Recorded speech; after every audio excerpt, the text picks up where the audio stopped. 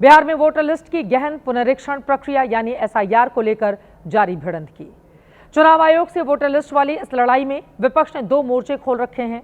पहला political front, जिसके तहत नेता प्रतिपक्ष राहुल गांधी और तेजस्वी यादव समेत तमाम विपक्षी दलों के नेता बिहार में घूम घूम कर इलेक्शन कमीशन को वोट चोर साबित करने और देश में चलने वाली चुनावी प्रक्रिया में खोट निकालने में लगे हुए हैं।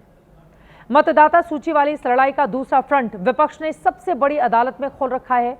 आज की सुनवाई में सुप्रीम कोर्ट में इन बातों को लेकर जिरह हुई है कि क्या बिहार में फाइनल वोटर लिस्ट के खिलाफ दावे और आपत्तियां दर्ज कराने की मियाद को बढ़ाया जाए या नहीं। दरअसल आरजेडी समेत कई विपक्षी दलों ने सुप्रीम कोर्ट में याचिका लगाकर मांग की थी कि बिहार में फाइनल वोटर लिस्ट से जुड़ी आपत्तियां दर्ज कराने के लिए 1 सितंबर की डेडलाइन को बढ़ाकर 2 हफ्ते का और वक्त मिलना चाहिए। लेकिन अदालत ने समय सीमा बढ़ाने वाली याचिका को खारिज कर दिया, जिसके बाद साफ है कि एसआईआर के फाइनल ड्राफ्ट में उन्हीं लोगों को जगह मिलेगी जिन्होंने 1 सितंबर तक मतदाता सूची को लेकर अपने दावे और आपत्तियां दी हों, यानी कि आज तक। इसके बाद अब नहीं होगा।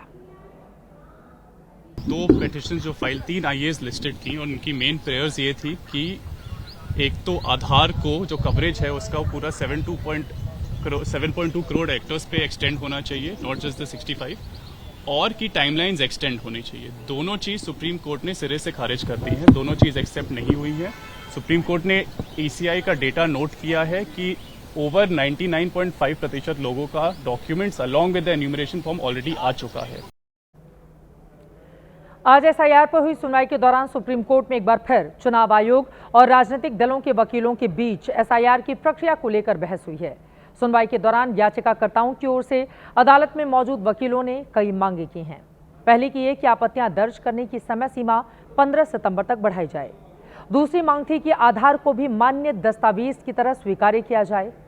तीसरी मांग थी चुनाव आयोग आधार को अपर्याप्त बताकर दावे खारिज ना करे। विपक्षी दलों के वकीलों की ओर से एक बात और कही गई कि आयोग वोटर को यह जानकारी नहीं दे रहा कि उसने क्या दस्तावेज जमा किए। दरअसल बिहार में एसआईआर की शुरुआत के बाद से लगातार विपक्ष मांग उठा रहा था कि वोटर वेरिफिकेशन के लिए आधार को भी मान्य दस्तावेज के तौर पर शामिल किया जाए। लेकिन याचिका पर सुनवाई के दौरान जस्टिस सूर्यकांत और जस्टिस जोय माल्या बागची ने कहा, आधार को जितना दर्जा कानून में दिया गया है उससे अधिक दर्जा नहीं बढ़ सकता। चुनाव आयोग की तय प्रक्रिया ही मानक होगी। एसआईआर में इसका पालन होना चाहिए। आज बिहार में चल रहे एसआईआर को लेकर दावे और आपत्तियां दाखिल करने के लिए आखिरी दिन था, लेकिन याचिकाकर्ताओं की ओर से बाढ़ और तकनीकी कारणों का हवाला देते हुए इसे 15 सितंबर आवेदन भरने की मांग की गई थी, यानी कि समय सीमा तारीख बढ़ाई जाए।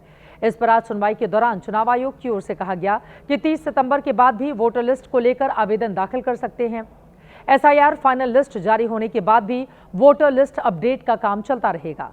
नामांकन दाखिल होने के दिन तक वोटर लिस्ट में लोगों के नाम जुड़ सकते हैं, लेकिन अगर डेडलाइन बढ़ाई गई तो एसआईआर की प्रक्रिया का अंत ही नहीं होगा। जितने लोग थे व्यक्तिगत रूप से उन्होंने अपना आवेदन दिया है, या जो भी राजनीतिक दल जो जमा कर पाए हैं, तो कुल आपत्ति का आवेदन या शुद्धि का आवेदन की संख्या आप देख लीजिए और जो डिलीशन हुआ है उसकी संख्या देखिए। समय तो बढ़ते जा रहा है, ढोल काहे पीट रहे हैं। संविधान आपको ये अधिकार देता है कि आप सवाल खड़े करें, लेकिन जो आपके जिम्मेदारियों का सवाल है वहां आपको खुद को तत्परता के साथ लगाना पड़ता है। आपके ये 47,500 आरजेडी के और 17,500 कांग्रेस के बीएलएस कर क्या रहे थे, जो आज तक उनको कोई शिकायत ही नहीं मिली। सुनवाई के दौरान चुनाव आयोग के वकील राकेश द्विवेदी ने बिहार में चल रहे एसआईआर को लेकर कोर्ट के सामने कुछ और बातें रखी।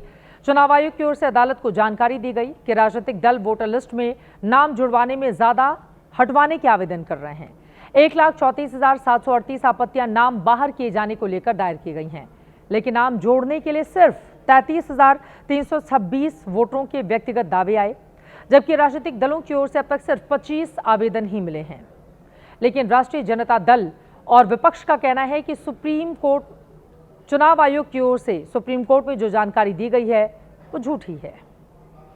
लाखों की संख्या में नाम ऐड हो रहा है, लेकिन इलेक्शन कमीशन का देखिए कि उनके लॉयर सुप्रीम कोर्ट में खड़े होकर झूठ बोलते हैं कि कोई हमने 99% डॉक्यूमेंट ले लिया है। लेकिन कौन सा डॉक्यूमेंट आपने लिया है? आप यह बताएंगे कि आपने आधार लिया, कि आपने जो 11 दस्तावेज मांगे थे और उस पर आप स्टिक हो गए, वो आपने 99% में कंसीडर किया हुआ है। चुनाव आयोग की ओर से मिली जानकारी पर हैरानी जताते हुए सुप्रीम कोर्ट ने राजनीतिक पार्टियों को मामले पर चुप्पी साधने के लिए भी फटकार लगाई। अदालत ने पूछा कि मतदाताओं की मदद के लिए राजनीतिक दलों के लाखों वॉलंटियर्स क्या कर रहे हैं।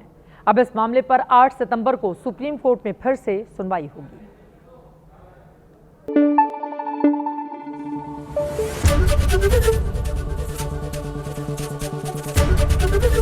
एबीपी न्यूज आपको रखे आगे।